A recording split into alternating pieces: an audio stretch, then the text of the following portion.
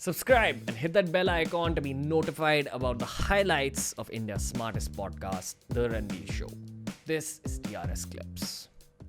I mean, the outcome of that attack as Mumbaikars is that the city feels different now. It feels much safer, honestly, because we've not It seen feels attacks like much this. safer because the government took special care, interest, and I was posted there. I was asked to execute projects worth hundreds of crores. I will let you know later if you ask me as to what all I did to improve the anti-terrorism mechanism. No, sure, sir, you can. Government of India also took lot of care, and all over the country they improved the security scenario by investing hundreds of crores of rupees, and continuously it is happening. And as that is happening, they are tightening. For example, all the police forces are all improved all over the country. Anti-terrorism squads are there. There are QRTs, quick reaction teams are there in all the cities and all vulnerable places. And motor boats which are bulletproof have been given by MHA. I bought bulletproof vehicles, that is the vans which are running. I can give you the picture later. Marksman, made by Mahindra, 85 lakhs each, 40 of them. It is located in 40 places, ready with 12 men who are well trained. I went to Israel, met the commander-in-chief of police, and brought trainers from them to train our QRT and other men that time. That was in 2009. Yeah. So they trained these men, 1,500 men. We created 5 control rooms in 5 different places. So 200 men for each control room. The central control room is in South Mumbai where it was. And other places have been created where 100 men each during the day are there. And they are the QRT, specially trained men with bulletproof jackets, bulletproof headgear and marksman vehicle and all that. They have done now exercise of going into various places which are vulnerable, how to enter, how to get out.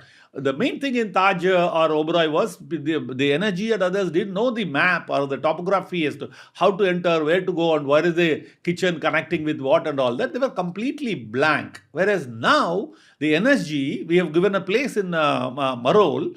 Earlier, they came from Manesar of Gujarat. Not Gujarat, Manesar of Delhi, next to Delhi in Haryana. It took 26 hours for them to come here. And then again, they came without any knowledge or equipment and all that. First time this kind of a thing was handled by them. So there was a kind of a gap, I must say. So now all the gaps have been filled and our own. Now I would say we can prevent such an attack very easily and also tackle it very, very effectively in about 30, 40, 50 minutes. That is how. So there is one energy, let us say about 300 odd men are fully trained, armed to the teeth. A carbon copy of that is trained by the state police. That is called the Force 1. We created, it was part of my job, and they are also equal number and a fantastic weapon, state-of-the-art weapon they have. And also for Mumbai Police, we bought. Earlier there was a refrain that only 303 World War II vintage weapons and lathis were there and all. No, it's not true. We had enough AK-47 and I had trained 200 commandos in 1998 for the tackling organized crime shootouts. They were there, and Mr. Rami Roy, when he was the Commissioner of Police, had created 56 people, including officers, to be a part of a QRT. They were all there. They were all there. Only point is, certain lacunae, let us say a leadership lacunae prevented these people from being deployed. So that's where the catastrophe took place. So, but if there was intelligence on this incident, why do you think the boat wasn't intercepted, or like why? I told you intelligence. See, the boat has not been intercepted for the simple reason that we have 7,600 kilometers of coastline. Now, 12 kilometers from the shore is the responsibility of the police. 12 to 200 kilometers in the high seas is the Coast Guard. 200 kilometers beyond is the blue waters, which is controlled by the Indian Navy or any other government navy. So this is the distribution. Now, policemen were not prepared because they are not seafarers. But Coast Guard and others Coast Guard is from the Indian Navy. And then Indian Navy was there. They were all alerted. They had all the intelligence. But where they failed or not, I am not going to go into that, because it will be blaming some other agency who are not able to defend themselves here. So we will not go into that. But then in their defense, I can say that we have 7,600 kilometers of coastline. Even today, with all the steps taken, anybody can sneak in. We are trying to see, to give the credit to the government of India, I must say they have put radars there, they have put commandos in Karwar, Ratnagiri and various places. Navy has been completely equipped. Coast Guard, new vessels have come, new boats have come. So many things they have spent. I can't be spelling out what all the others have done. It could be official secrets. But then I want to reassure you and your viewers that tremendous amount of money, deployment, training, all that has happened now. But in spite of that, lakhs and lakhs of boats are moving in for fishing. The foreigners are there, Sri Lankans are there, Chinese boats are there, Pakistani boats are there.